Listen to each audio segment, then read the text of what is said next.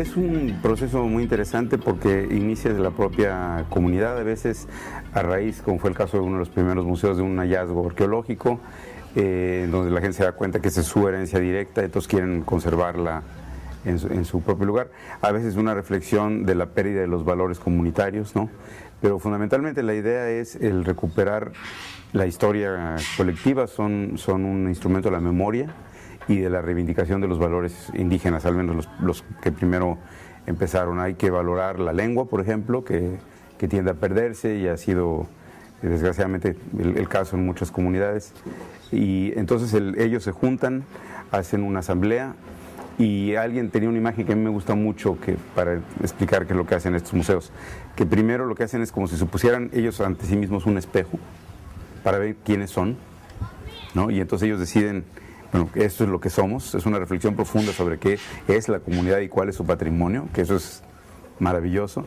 Y una vez que han hecho esta primera etapa, como decía este autor, lo que hacen, ese espejo lo convierte en una ventana a través de la que nosotros podemos verlos a ellos, ¿no? Que es una imagen muy bonita. Todo se trabaja mediante las asambleas, al menos en el caso oaxaqueño, que es el que conozco más de cerca, se trabaja por asambleas comunitarias y ya hay una larga tradición en Oaxaca de que la gente pueda diferir, pueda tener distintos puntos de vista, pero hay respeto, y no conozco realmente casos en los que esto haya llevado algún tipo de conflicto. Todo se hace por consenso, todo se hace por decisión del colectivo, ¿no?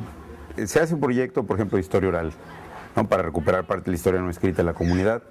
Se hace un diagnóstico del patrimonio que puede estar en riesgo de manera inmediata y en el entorno. La gente diagnostica qué cosa es lo más relevante para su propia experiencia, ¿no? Por ejemplo, el caso de San Miguel Tequistepec, en donde el rescate era de la vieja ruina de lo que había sido la hacienda que los oprimió durante años, ¿no? La hacienda de la que eran, sí, terribles, ¿no? Se convierte en el lugar a donde ahora, una vez recuperada, ellos van a mostrar su historia. Entonces, por ejemplo, ahí era como claro cuál iba a ser pero es una decisión completamente autónoma, que es diferente a la idea que se tuvo durante un tiempo en este país, en donde un especialista decía, bueno, ustedes tienen tal cultura, hagan su museo sobre tal, o ustedes trabajan la palma, entonces tiene que ser un museo sobre... No, la comunidad determina qué es lo que muestra, que es brillante. Y en el proceso pasa algo que ya quisiera yo, como arqueólogo, que pasara en otros lugares del país, y es que se precia lo que uno tiene. ¿Sí? Ya no va a ser objeto de comercialización, ya no lo van a vender a los saqueadores, no van a los coleccionistas, sino que esto es nuestra historia. Entonces, este es el movimiento más importante que yo conozco en términos de preservación del patrimonio cultural. El Mogote, que fue el segundo o el tercer museo comunitario que hubo, está ahí la pieza más grande de jadeíta que hay en América, ¿sí? Y la gente decía en un principio, es que eso no va a durar ahí, ¿no?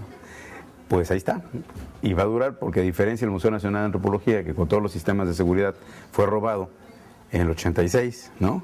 85 finales, aquí la comunidad es la que sale al frente.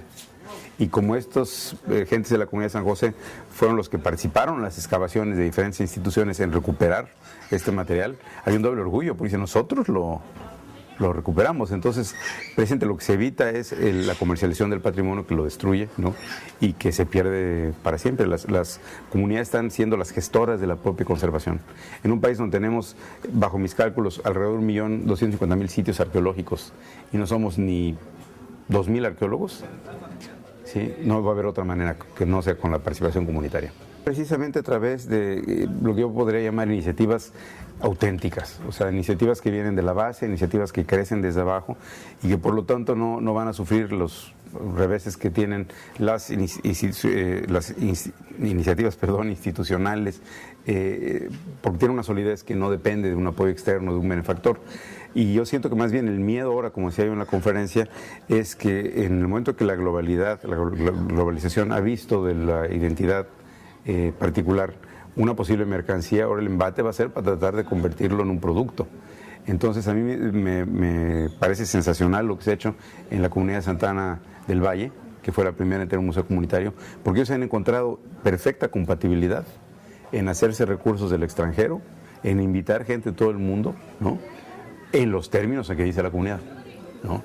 Y esto ha permitido que lleguen todas estas influencias controladas por la comunidad, gestionadas por la comunidad, y que por lo tanto no trastoquen. Entonces yo creo que ese es el ejemplo que habría que seguir para entender exactamente cuáles son ¿no? Los elementos que ellos han tomado en cuenta. La lengua es la manera en la que la cultura se reproduce. Entonces, no nada más es que perdimos una palabra aquí, una palabra allá, sino cuando perdemos lenguas enteras, perdemos una manera de ver el mundo. Y hay un enorme entramado entre la lengua y la vida cotidiana, entre la lengua y los artefactos que tenemos. Es el artefacto más versátil de los que podemos tener. Entonces, primero hay que defenderla, por supuesto, la lengua, pero pues vienen todas las tradiciones, cosas que alguien de fuera diría, bueno, ¿y eso para qué sirve, no? Que se juntan ahí para el santo. Bueno, es lo que le da a la comunidad de repente su unión, es en donde encuentran los puntos de contacto. Entonces, pues serían valores de solidaridad, que son importantísimos, de reciprocidad, que en Oaxaca son clarísimos, desde la Guelaguetza hasta la manera que la gente lo trata uno donde quiera, ¿no? Y también una cosa que es importante, y a mí en un principio a veces me daba un poco de miedo, que en un rescate de lo propio y de lo identitario se perdiera una noción de lo general y de lo universal. Y Oaxaca ha mostrado que es posible mantener los dos. O sea, somos mixtecos, o zoques, o mijes, o lo que sea, pero somos fundamentalmente humanos.